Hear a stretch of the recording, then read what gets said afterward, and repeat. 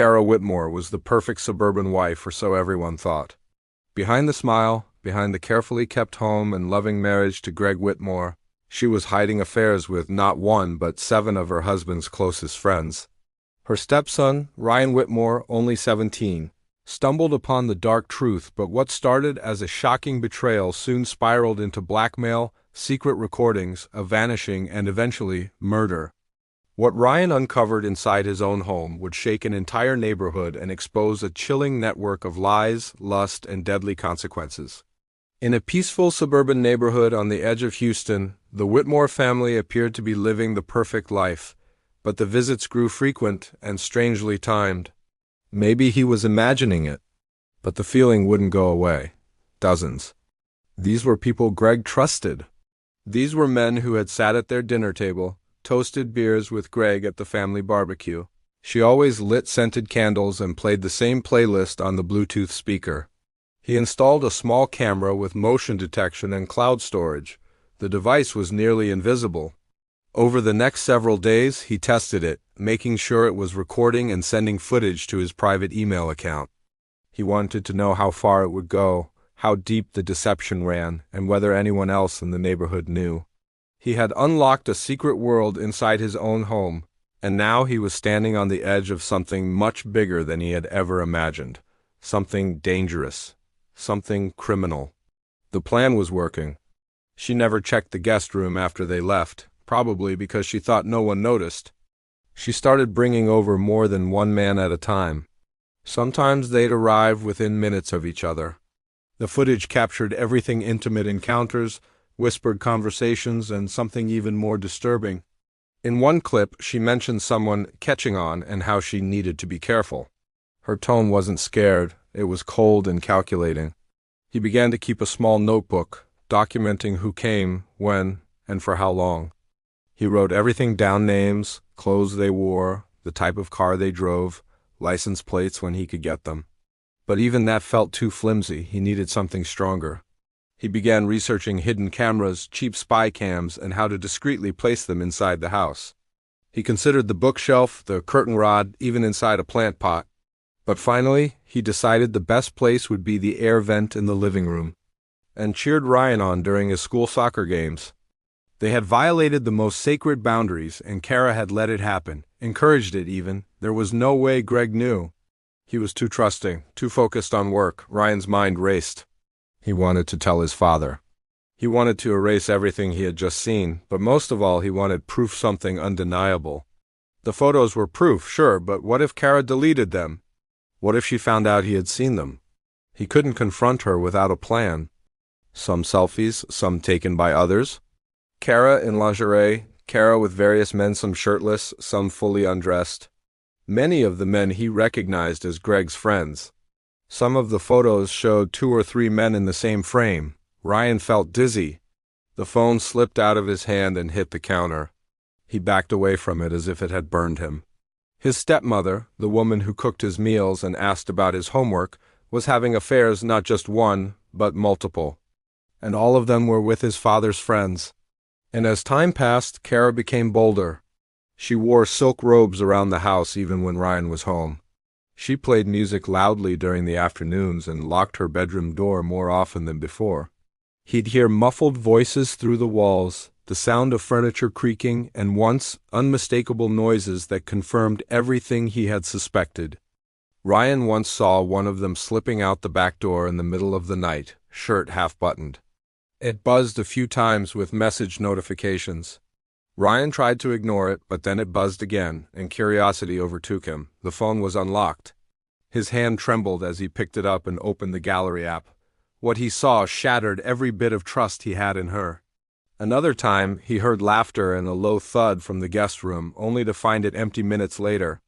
There were also more subtle signs: stray cologne in the air, rumpled sheets in freshly cleaned beds, and once a wine glass with lipstick on it next to an empty beer bottle in the sink.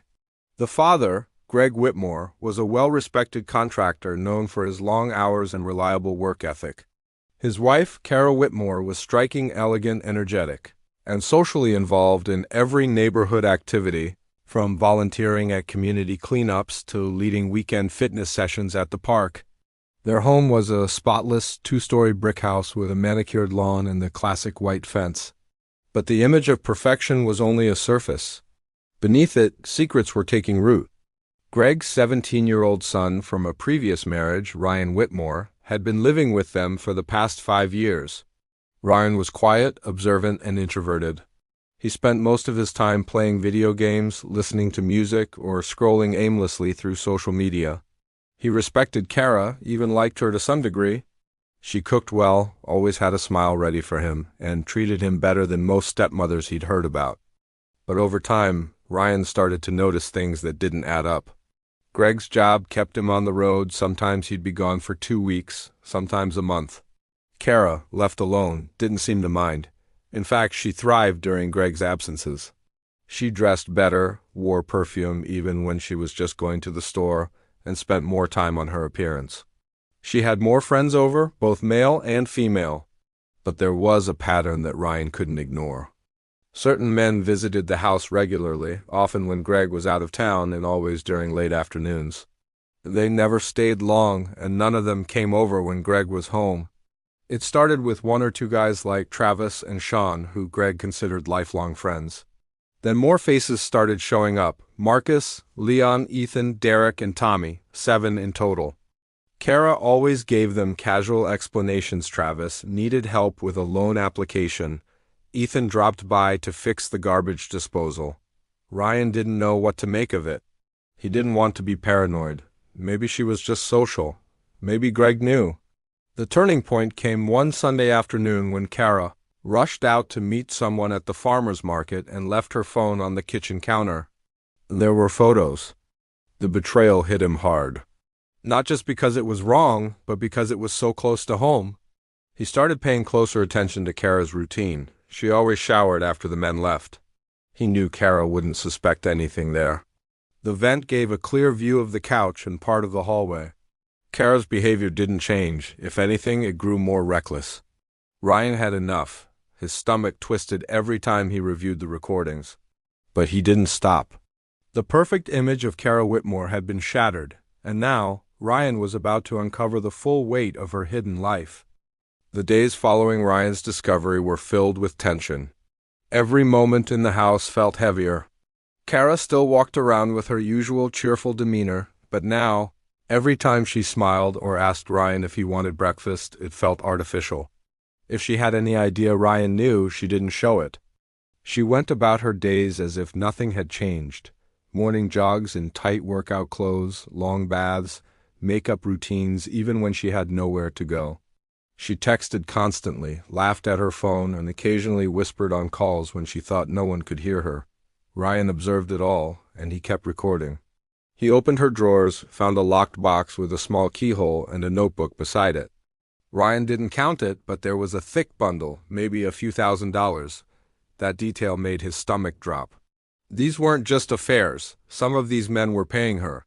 Whether for silence, for company, or for something else, Ryan couldn't say, but it was clear now this wasn't just cheating. It was calculated, possibly illegal. She checked the front windows more frequently, and she turned off the Wi-Fi router during her calls. Ryan had to switch his camera to SD card storage. He became more careful about when and how he reviewed the footage. The house felt like a minefield, and every step could trigger something disastrous. The notebook wasn't hidden. In fact, it was almost as if she wanted someone to find it. While checking the footage from the living room cam, he saw Kara standing in front of the TV, flipping through Greg's personal files, or something worse. She opened his locked drawer using a key she had hidden in a hollow candle on the shelf. He documented every date, every visitor, every suspicious moment. But the fear inside him grew. Kara wasn't just cheating. She was scheming. He waited, he watched. He collected more footage. And Ryan was the only one who knew the full scope of what she was capable of. Inside were documents, a pistol, and Greg's tablet. She took photos of everything. Every paper, every password, every account number. But how do you say something like that over the phone? How do you tell your father that his wife is sleeping with 7 of his friends and possibly stealing from him too? Then she placed everything back exactly as she found it. It was quick, methodical, and deliberate.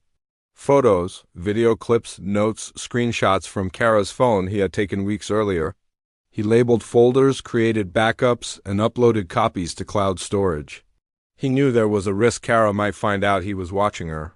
He even worried about what would happen if Greg came home early and caught something himself.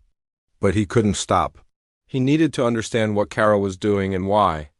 Inside were names, initials, short notes next to each. T prefers red wine Thursdays. Sis gets paranoid after. Gives cash. Ryan turned the pages, stunned. It wasn't just a diary, it was a record. A logbook of the men, their preferences, their patterns. She had been managing them like appointments. He couldn't unsee what he had seen. He couldn't forget the images in her phone or the footage saved in his email. He acted normal, spoke only when needed, and stayed in his room more than usual, but his mind was constantly spinning. Kara didn't suspect a thing. Sean arrived at the usual time, knocked at the door, but she didn't answer. Kara was on the phone, pacing the kitchen. Her tone was sharp, her words clipped. She wasn't flirting, she was panicking. The audio was faint, but he caught parts of the conversation. She said something like, "We need to talk." "He's acting weird, and I think someone's watching." Ryan froze. Was she talking about him? Did she know? Or was someone else onto her? Ryan watched from the staircase, hiding in the shadows. Sean paced the porch, made a call, and then left. That had never happened before. Kara always let them in. Always followed the routine. Something had changed. He stared blankly during school Zoom sessions. He didn't even tell his friends what was going on. This was too big, too personal. He felt trapped inside a nightmare where the adults around him had abandoned their morals. And he was left to figure everything out on his own. What started as curiosity was now something darker.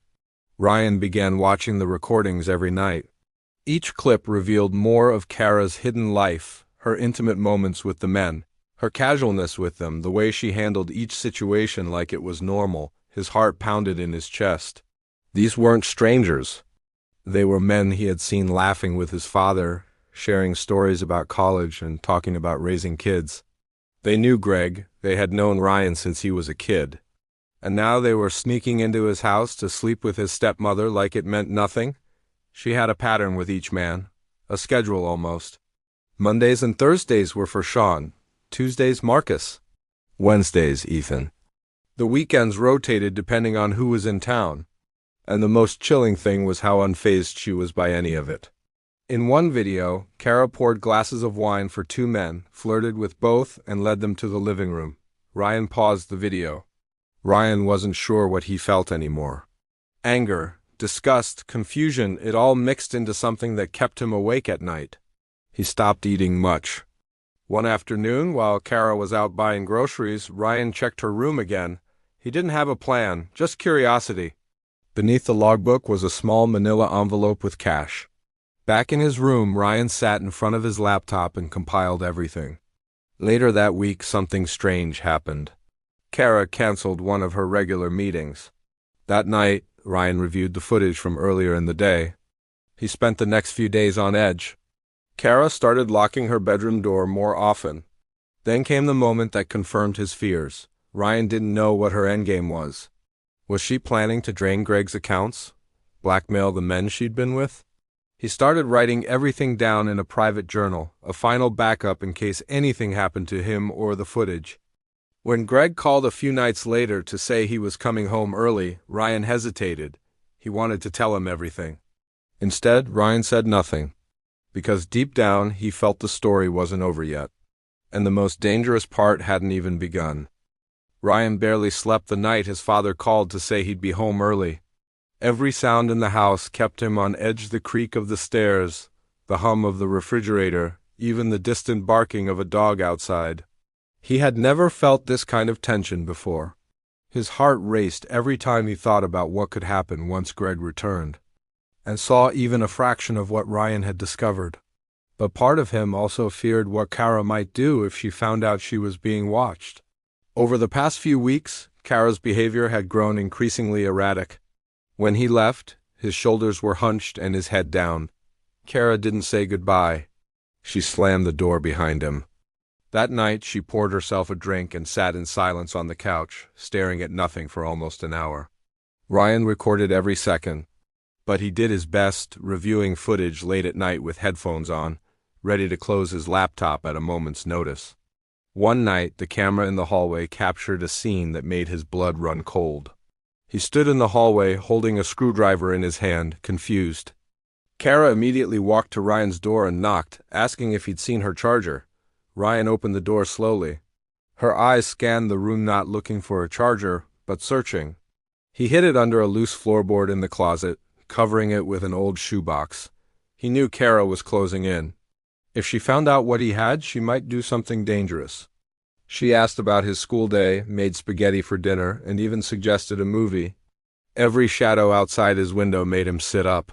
He clutched the flash drive in his hand under the blanket, as if it could protect him. Greg didn't notice anything off, but Ryan couldn't eat. He couldn't speak. And Ryan was certain now this wasn't going to end quietly. He was trapped in a house with a woman who now knew he had been watching her. And she was pretending like nothing had changed. He had seen the way she changed when she was cornered sharp, calculating, and cold.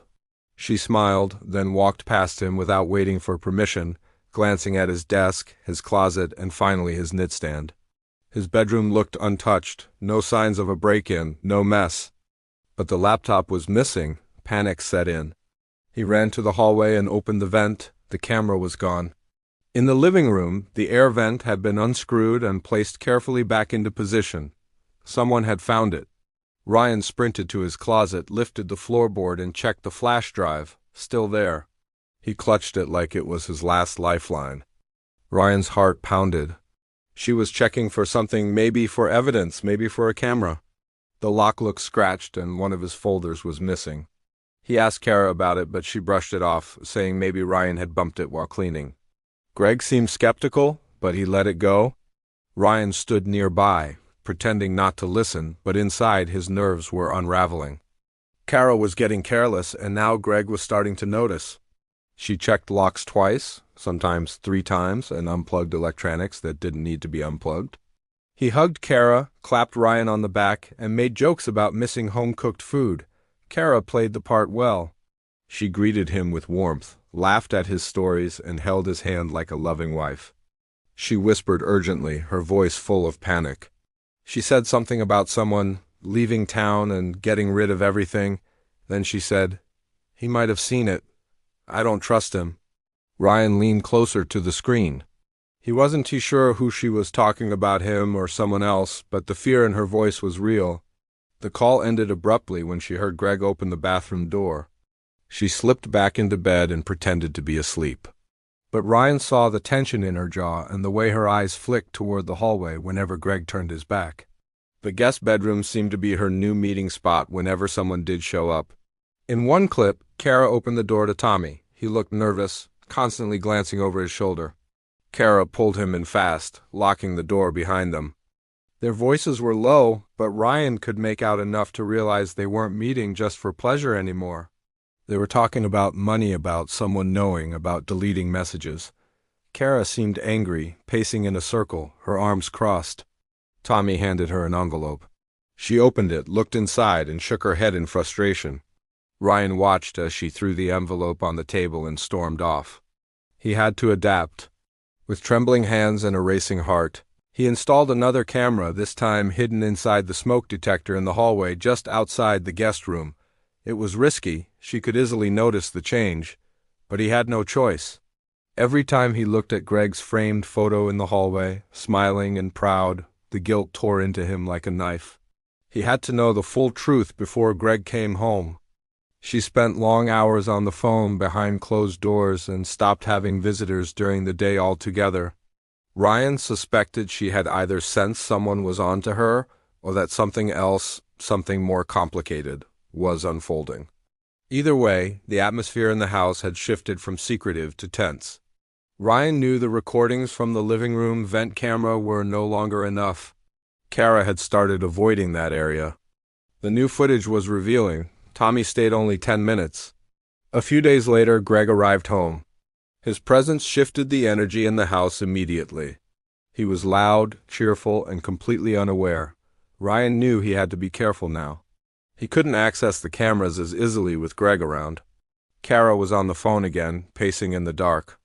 The next morning, Greg discovered that his locked file drawer had been tampered with. That same afternoon, something even more disturbing happened. Greg took a call and went outside to talk. He stood frozen as she turned, said thanks, and walked out without another word. That night, Ryan backed up all his files and put a copy on a flash drive. 2 days later, Ryan's worst fear came true. He returned from school to find his laptop gone. That night, Kara acted normal. Too normal, he stayed awake in bed, staring at the ceiling. Every creak in the hallway made him flinch. Whatever was happening wasn't just about affairs anymore. Kara was hiding more than just infidelity. She was covering up something deeper, something dangerous. The silence inside the house grew heavier with each passing day. Greg remained unaware of the storm quietly building under his roof, while Ryan lived every hour in a state of controlled panic. With his laptop gone and the hidden cameras removed, this small plastic device was the only thing protecting him from becoming just another silent casualty of whatever Kara had been plotting. Kara, now fully aware that someone had been watching her, moved with a sharper awareness. Kara gave him a kiss at the door, told him to drive safe, and waved as his truck pulled away. Behind it he could hear muffled voices. Kara was on a call. He had packed a small bag earlier, just in case. Phone charger, wallet, the flash drive, a USB adapter, and a spare shirt. He slipped out of bed, careful not to make a sound, and tiptoed toward his window. Outside, the street was calm. A jogger passed by, headphones in, oblivious to the quiet terror unfolding just yards away. Ryan grabbed his bag and quietly unlocked the window, pushing it open. The cool morning air hit his face.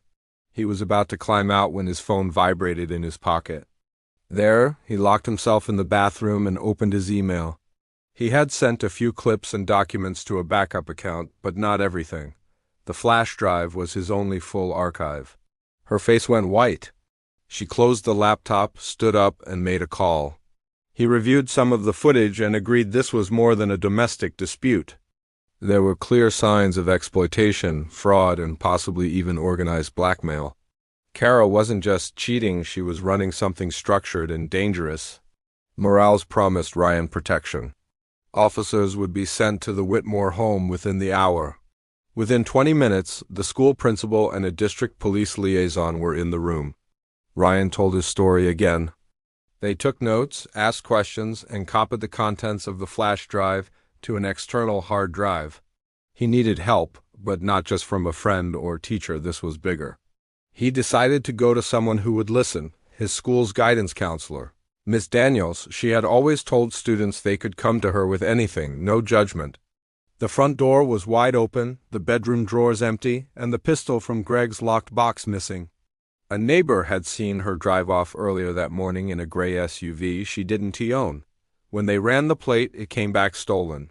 He didn't know where he would go, maybe to his friend's house, maybe to the police, but he knew he wouldn't survive another confrontation alone in that house.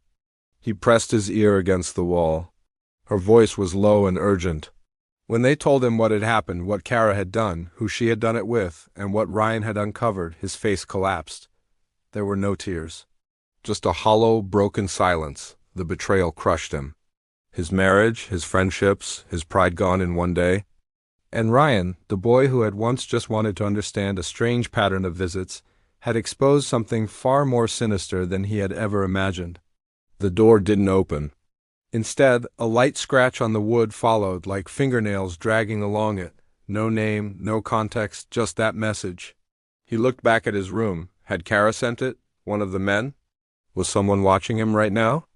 He snatched the phone, shoved it into his pocket, and leapt out the window. Then silence. No movement. Just darkness. He couldn't catch everything, but some phrases broke through. "He knows too much," she whispered. "I told you this would happen." "No, I took care of the files. It's just the kid now." But the moment the headlights vanished, her demeanor shifted. Miss Daniels took one look at his pale face and trembling hands and led him to her office without a word. For the next hour, Ryan told her everything from the first suspicious visit to the camera in the vent, to the missing laptop, to the phone call he overheard. She didn't interrupt. She just listened, her expression slowly shifting from confusion to concern to alarm. The warmth left her face like a light switch being flipped off. She locked the front door, closed all the blinds, and walked straight to the hallway without saying a word to Ryan. He sat frozen on the couch, pretending to scroll on his phone while his heart pounded loud enough to drown out every other sound. Her eyes were constantly scanning, her movements tighter, more calculated. There was no confrontation, no accusations, just a cold, creeping shift in atmosphere that left Ryan feeling like prey in his own home. He didn't know who she was calling, but whoever it was, they were part of it. The files, the secrets. And now, her priority was taking care of him. He clutched the flash drive like a lifeline. It held weeks of evidence videos, photos, audio recordings, even the digital copy of the logbook Kara kept. One evening, Greg left for a quick overnight work trip. It was supposed to be routine, just a 2-day site visit to a neighboring town. He waited 10 minutes, then crept down the hallway toward her bedroom. Her door was closed. Ryan backed away, his pulse racing. She was talking about him. That night, Ryan didn't sleep. He stayed in his room with the lights off, dressed and ready to run at any moment. At 2:15 a.m., the hallway floor creaked. His doorknob turned slowly, inch by inch. He held his breath. Ryan waited until the sun began to rise. It was a text. From an unknown number. "I know what you've done. You think you're safe. You're not." He dropped the phone in shock. He didn't stop running until he reached the nearby gas station 2 blocks away. At 9 a.m., when the school opened, Ryan was already waiting outside. When he handed her the flash drive, she plugged it into her laptop and began scrolling through the files. By noon, uniformed officers escorted Ryan to a local precinct for a formal statement. A detective named Morales was assigned to the case, but it was already too late. When the police arrived, Kara was gone. She had vanished without a trace. Greg returned that evening to find his house turned upside down by investigators. Ryan watched as his father stood in the kitchen, staring at the spot where Kara had once laughed and poured him coffee. The house that had once felt safe was now the center of a manhunt. Days turned into weeks after Kara's sudden disappearance. The once quiet suburban neighborhood buzzed with whispers and speculation. Police cruisers regularly passed by the Whitmore house, news vans parked nearby hoping to catch a statement. He went through the motions, waking up, drinking coffee, staring at the same spot on the living room wall for hours. He didn't return to work. The betrayal by Kara and the involvement of his own friends had shaken him to the core. The people he had trusted most had destroyed his family and dignity in the most intimate way possible. Some admitted to the affairs but denied knowledge of anything illegal. They suspected that Kara had planned to use what she knew not just about the men she was involved with, but also about Greg's work and clients to escape with a significant sum of money. Her search history showed attempts to access offshore account services, fake identity applications, and border crossing routes. She hadn't just run. She had prepared for it. Others lawyered up immediately. One, under pressure, revealed Kara had blackmailed him into giving her money to keep their involvement secret from his wife. But without any proof of where Kara had gone, there wasn't much they could do. It was partially decomposed, wrapped in a tarp, and buried under brush. With the discovery of Kara's body, the case officially shifted to homicide.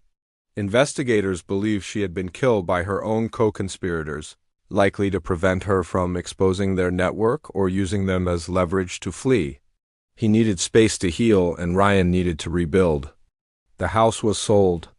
The memories sealed behind closed doors, the once cheerful living room now an echo chamber of secrets and tragedy. Not the first time he saw Kara's phone, not the secret footage, not the late-night whisper, and certainly not the feeling of being hunted in his own home. Not just as a scandal, but as a reminder that evil can hide behind smiles, and sometimes the most dangerous people are the ones who live right under your roof. But he also carried something else, the strength of knowing he had done the right thing. He had told the truth when no one else would. He had risked everything for his father, for justice, and for himself. A warrant was issued for all three, and the manhunt intensified. The autopsy confirmed the identity. It was Kara, cause of death.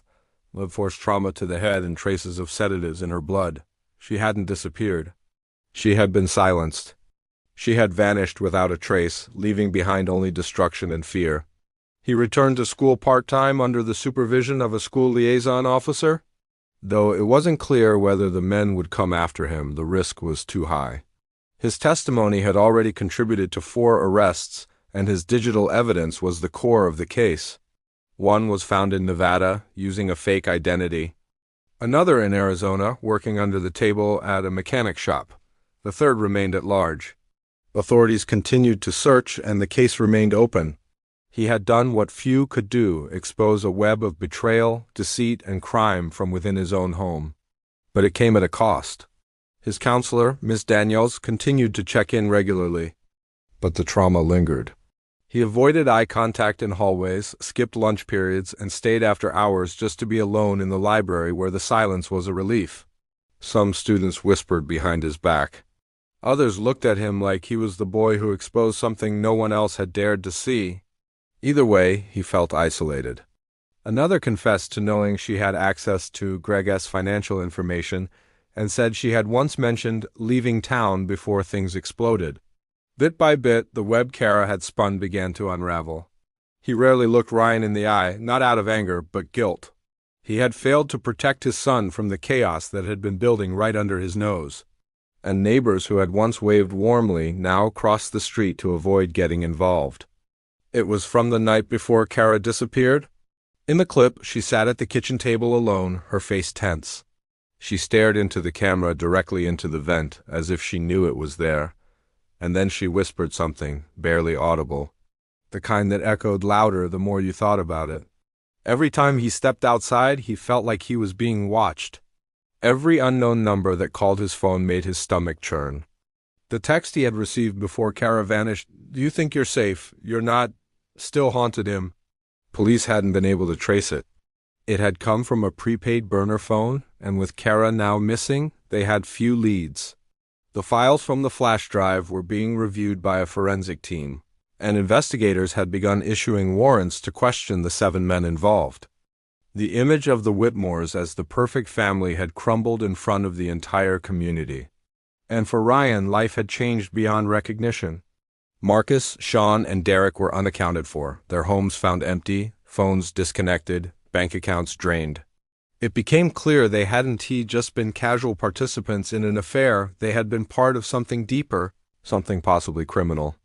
Investigators discovered connections to fraudulent business deals, stolen identities, and off-the-books cash transfers.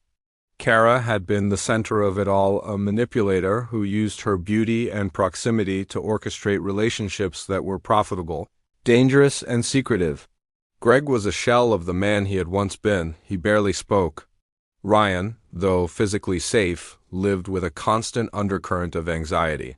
3 of the men had already fled town before authorities could reach them, but not everyone escaped. Ethan, Leon, Travis, and Tommy were brought in for questioning. Authorities began to treat the case as more than a domestic scandal. Despite the chaos, Ryan did his best to keep living. One afternoon, while reviewing his email backups from the hidden camera footage, Ryan came across a short clip he hadn't noticed before. "You should have stayed out of it, Ryan." Chills ran down his spine. She had known, not just suspected, but known. That was her parting message, a threat not shouted but whispered. He showed the clip to Detective Morales, who added it to the case file. Then, one morning, a body was found near the edge of a remote creek 30 miles outside of Houston. Police immediately turned their attention to the missing men Marcus, Sean, and Derek. Meanwhile, Ryan was placed under protective custody for a short time. Greg, devastated by the finality of Kara's fate, moved Ryan to live with relatives in another state. In time, 2 of the 3 fugitives were captured. Ryan would never forget what happened. The headlines faded, the public moved on, but Ryan's story stayed with those who heard it.